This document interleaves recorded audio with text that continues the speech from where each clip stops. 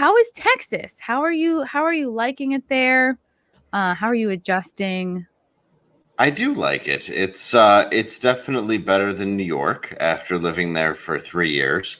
I don't know if it's still as bad as when I left, but there's less people shitting on the sidewalks and that sort of thing.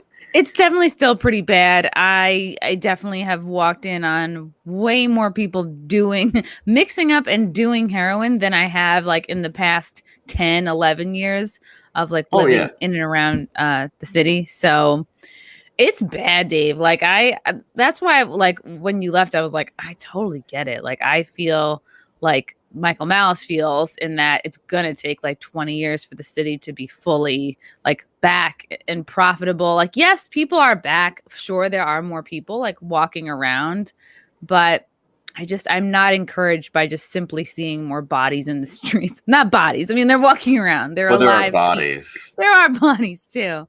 Yeah, I remember there was a dead guy right by Madison Square Garden, and I went and told the cop. Dead, yeah.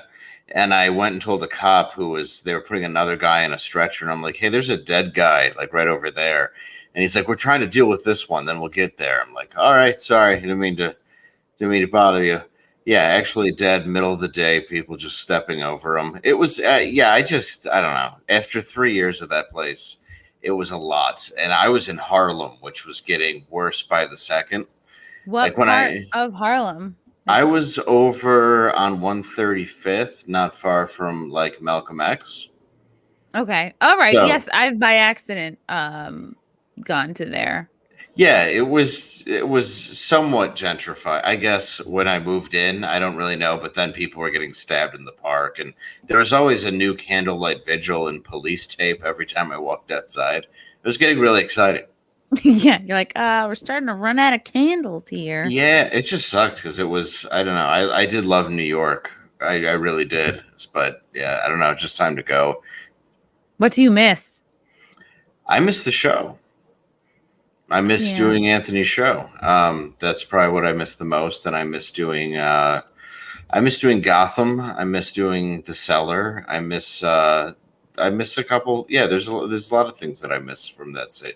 I really miss like the fact there's amazing concerts you could go to, pre-COVID anytime you wanted. I'd just be walking by Madison Square Garden, like, oh, Clapton's playing tonight. I'll just go watch it. Like, it's amazing.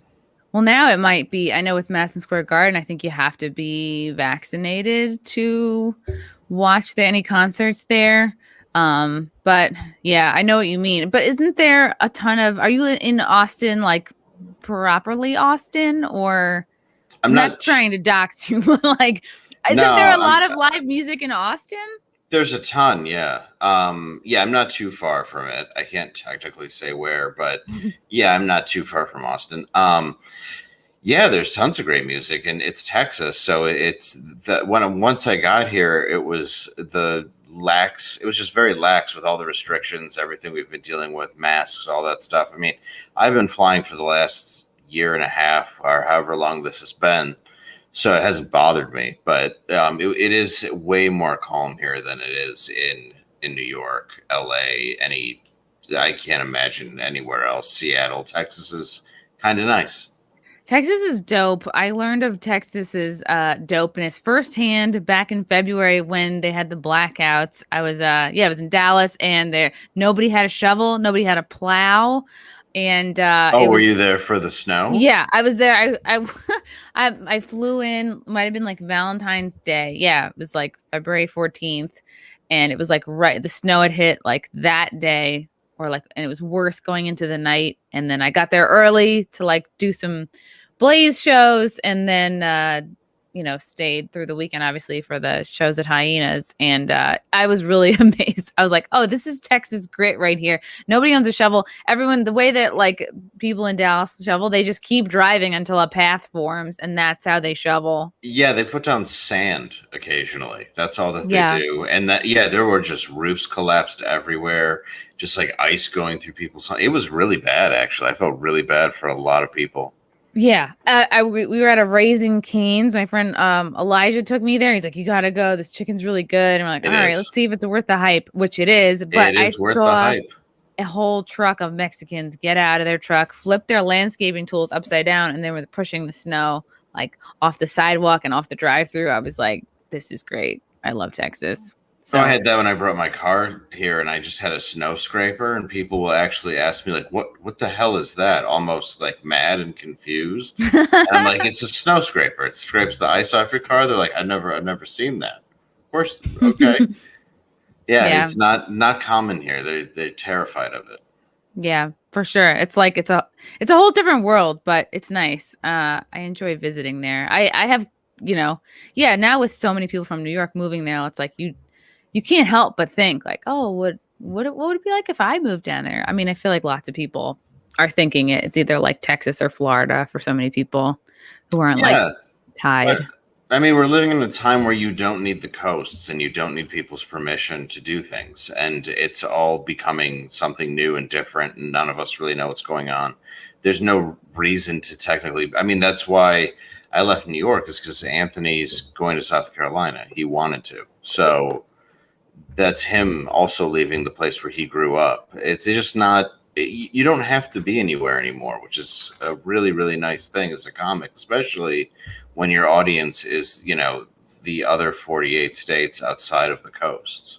Yeah. And like you're one of the comics that did you were always this way, but I'm sure it was made really apparent to you, like during the last year and a half with the lockdowns and stuff. It's like, yeah, you haven't spent your whole comedy career being like only about New York and LA. And it was so ironic to me to see like, well, yeah, now the only places comics can perform mostly over the last year were in the states between New York and LA. It was what they would call the flyover states, like the certain woke comics are the ones that talk down to any state that's not New York or California. It's like, well, the ones that don't make a living. Yeah. yes. Very common. Precisely.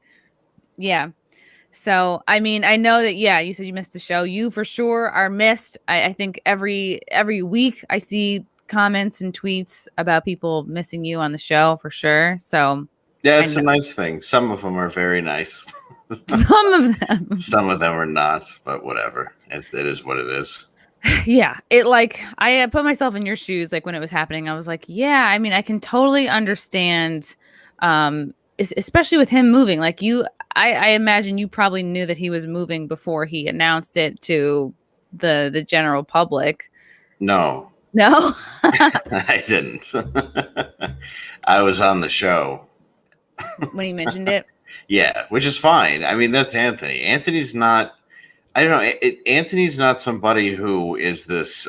I don't know. He's just not. He's not an emotional guy. He's very much just who he is, and that's kind of how he operates.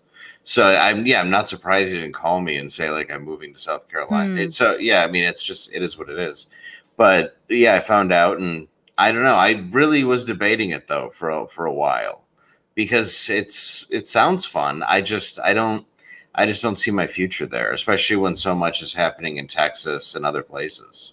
Right, because it's not just you. It's like you have a wife and I think at least a kid. Yeah. An offspring. So did they?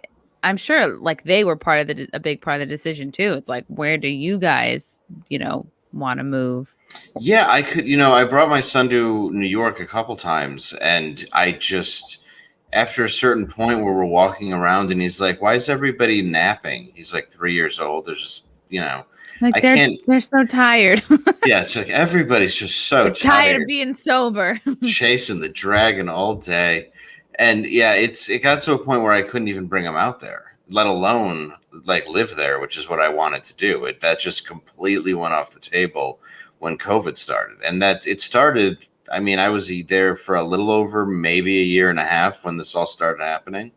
So it all just changed. Like there's no way I'm going to send him to a school there. There's just no reason to stay as far as when it came to my son. Yeah, that was a big part of it. I mean, I want him to have a good education, if that even exists anymore. I want him to go to some school that doesn't just tell him that he's evil, and it's at least give him a chance somewhere where it's still all right to be, and an American and a family, and give him a fighting chance. Yeah, it would be nice to. I think maybe summer going into the fall. I'm thinking whites are going to come back. I'm holding out hope that whites are going to be cool again. Yes. They Speaking of won't.